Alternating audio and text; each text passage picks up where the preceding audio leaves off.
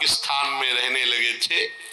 वहां किसी भगत ने बहुत बानपुर नाम के गांव की जमीन उनके नाम कर दी थी संत सेवा के लिए।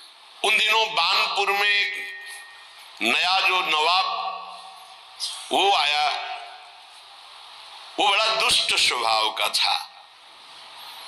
उसने आकर देखा इतनी सुंदर लहलहाती अन्न की खेती और किसी की नहीं, किसकी है? बोले धारंदा में रहते हैं श्री श्यामानंद नाम के एक महात्मा, उनकी। वो दुष्ट तो था ही, आया आश्रम और बड़ा दुर्वचन बोला। नवाब था और आदेश कर लिया कि इनकी सारी संपत्ति अपहरण कर ली जाए, राज कब्जे में ले ली जाए। श्यामानंद जी ने विचार किया कि इस जमीन को कैसे छुड़ाया जाए, इससे तो बहुत से संतों का रोज भंडारा होता था। तो गुरु जी को अपने शिष्य की महिमा याद आई, रसिक मुरारी की। अब उसके यहां भेजा रसिक मुरारी जी को कि आप जाओ दुष्ट के पास। रसिक मुरारी जी भी चले तो उनके जो शिष्य जन थे उनको बड़ा भय हुआ। रसिक मुरारी जी के शिष्य जो थे वो नवाब की ही सेवा में कुछ पदरत थे, मुनीम जिसे कहते हैं, मुंशी मुनीम आदि पदों पे। उन्होंने देखा कि गुरुजी जा रहे हैं तो भारी अपमान कर देगा गुरुजी का, हो सकता है जान पर भी बात आ जाए, मरवा डाले। रसिक मुरारी जी को 3 दिन उन्होंने जबरदस्ती प्रेम से विवश करके अपने पास रखा। जब नवाब ने ये सुना कि 3 दिन तक हमारे भय से इन मुनीमों ने उनकी रक्षा की है रसिक मुरारी की, तो उन्होंने बुलाया उनको और कहा जाओ अपने गुरु को लिवा के लाओ, मैं देखता हूं कितना करामाती है वो। पालकी राजा की तरफ से रसिक मुरारी जी गुरुदेव के चरणों का ध्यान करके बैठ गए पालकी में। वो पहले से तैयारी की गई थी। हाथी को मदिरा पिलाकर मत वाले हाथी को बार बार वेद कर गुस्सा कर दिया गया था। कहार वहीं पालकी सामने ले गए जहां मत वाला हाथी आ रहा था, दहाड़ता हुआ चिघाड़ता हुआ। पालकी छोड़ी और भाग गए।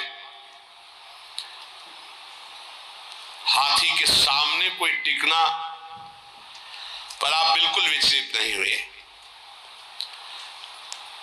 बड़ी चेहरे पर शांति है, कोई भय नहीं, मुस्कुराहट है। हाथी मतवाला चिघाड़ता हुआ आ रहा है, महावत बार बार अंकुश कर रहा है। नजदीक गए, ऐसे हाथ फेर दिया, कृष्ण कृष्ण कृष्ण बोलो, कृष्ण कृष्ण बोलो। और देखो तुम भगवान के अंश हो, तमोगुण स्वभाव धारण करके तुम हाथी योनि में हो। तुम्हारा हाथी स्वरूप नहीं, तुम तो भगवद अंश हो। ये क्रोध करना तुम्हें उचित नहीं है। ये तामसिक स्वभाव छोड़ो और कृष्ण बोलो, कृष्ण बोलो, कृष्ण बोलो। घुटने टेक दिए हाथी ने, मस्तक रख दिया रसिक मुरारी, और वो अपने महल की छज्जे से देख रहा था राजा बादशाह। देखते हैं ये मत वाला हाथी कैसे मारता है, ये जो आ रहे हैं इनके गुरु, देखते हैं इनमें क्या चमत्कार, क्या सामर्थ्य, आज हाथी के पैरों तले कुचलाकर इनको मार डालेंगे। रसिक मुरारी जी ने कहा कृष्ण कृष्ण कहो, कृष्ण कृष्ण कहो। घुटने टेक दिए हाथी ने, मस्तक रख दिया, ये है, और धीरे शब्दों में कहा तुम हाथी नहीं हो, तुम भगवान के अंश हो, भगवान के दास हो। तुम्हें तमोगुणी स्वभाव उचित नहीं है, तुम अपने स्वरूप में आओ।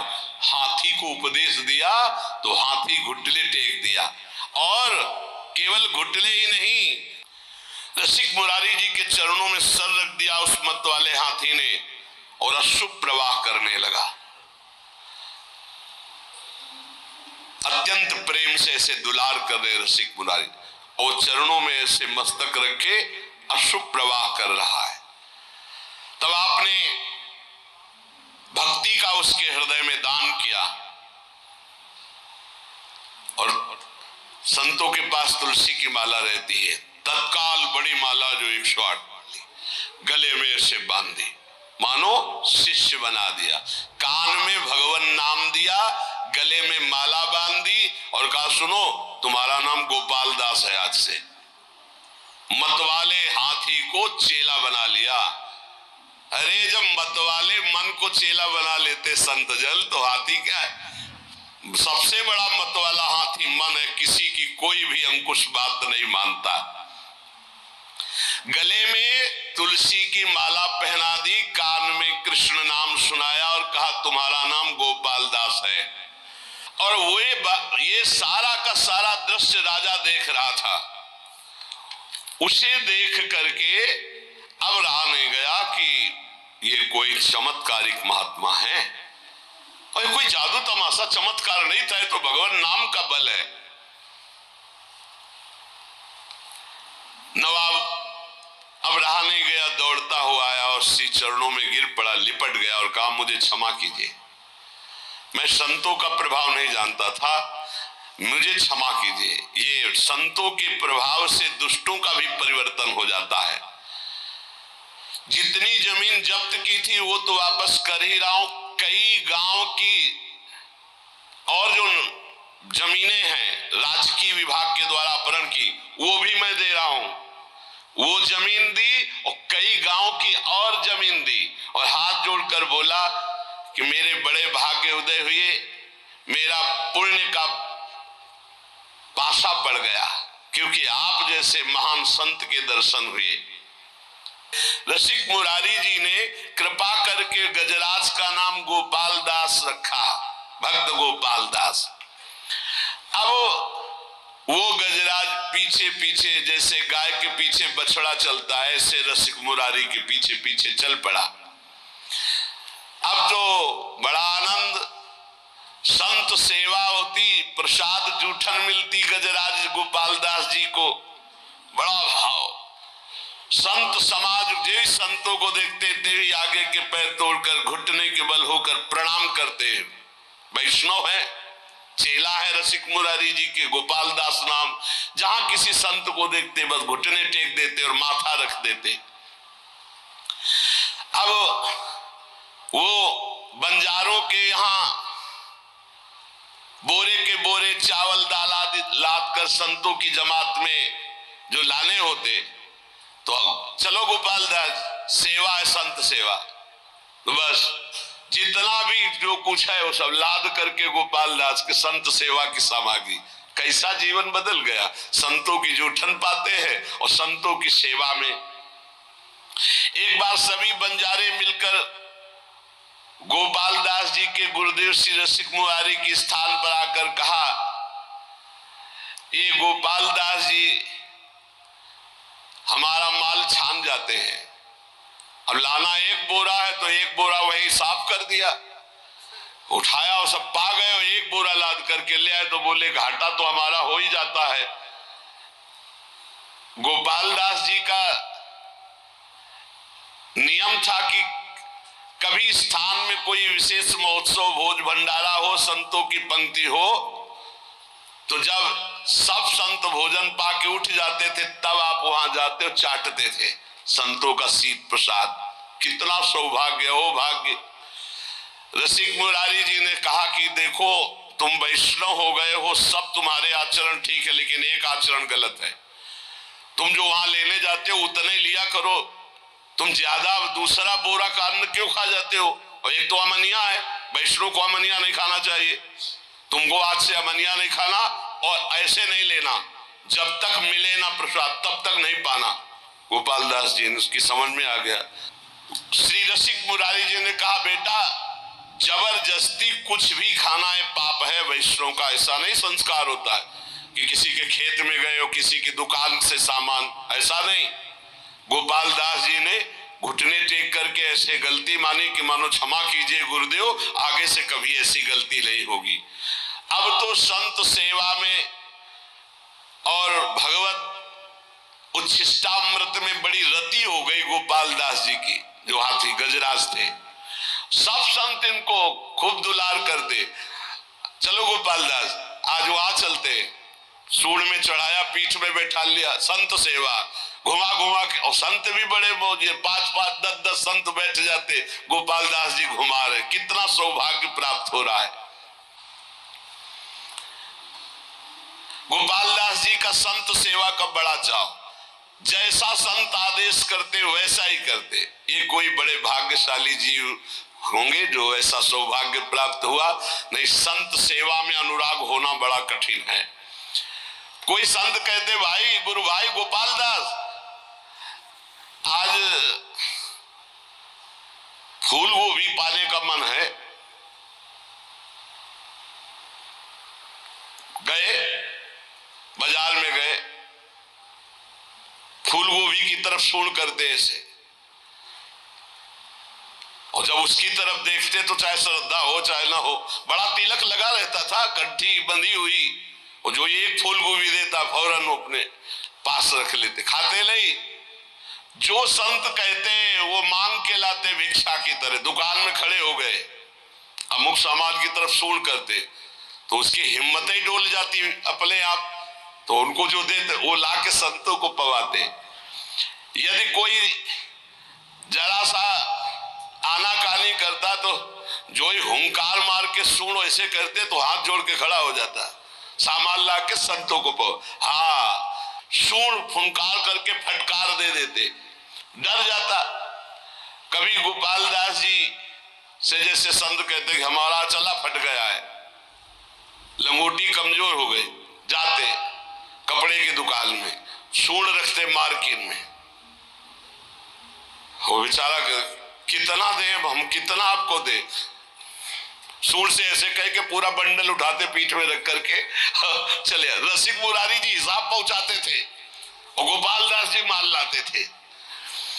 हर संत की सेवा, सर्दी का समय है, गोपाल दास जी अपने आप चले गए किसी कंबल की दुकान में, बंडल का बंडल उठाया पीठ में रखा, संतों के पास ले आते। जब रसिक मुरारी जी को पता चलता तो भेंट पहुंचा देते थे।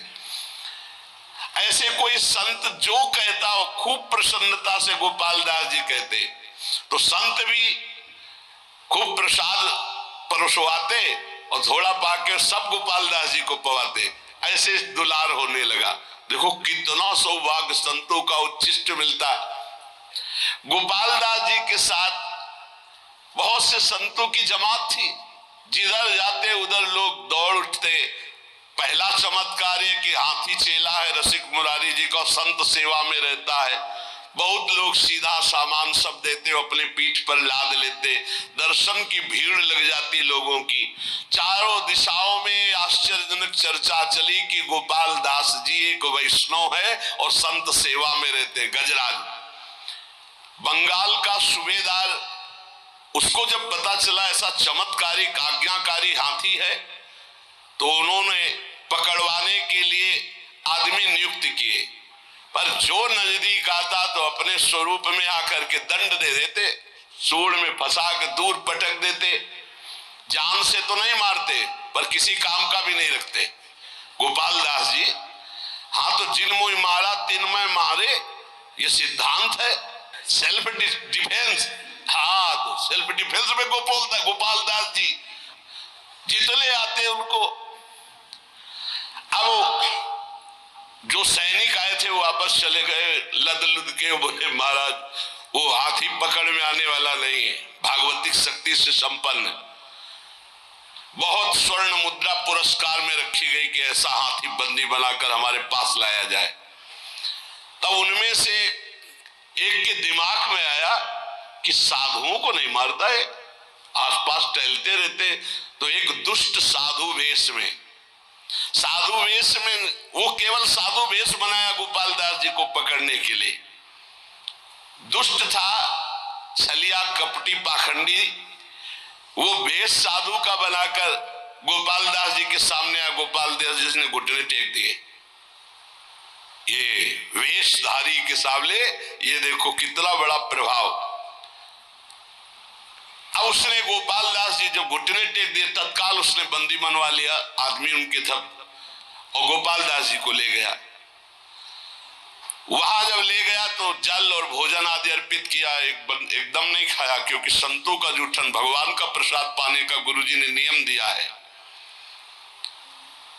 कई दिन हो गए, न अन्न लिया न जल लिया, क्योंकि प्रसादी नहीं है वहां। सूबेदार के कहने पर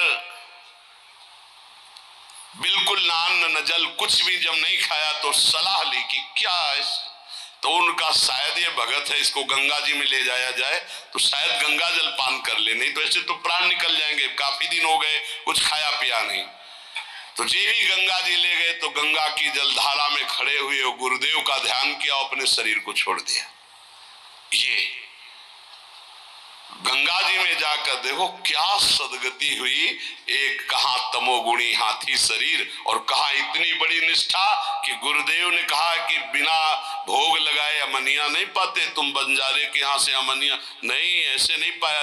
उस दिन से छोड़ दिया था, जल और प्रसाद ही पाते जो भगवद अर्पित, अन्यथा नहीं। अब वहां कहां भगवद अर्पित वैष्णव का मिले, इसलिए जब उनको विचार करवाया गया कि ये वैष्णव शायद ऐसे ना पिए तो गंगा जल तो पी लेगा, भगवान का चरणामृत है गंगा जल, तो गंगा जी में ले गए तो वहीं खड़े होकर गुरु जी का ध्यान किया और जोर से पुकारा कृष्ण और अपने शरीर का त्याग कर दिया। अर्थात भगवत प्राप्त महात्मा की जो सदगति, वही सदगति गोपाल दास जी की हुई।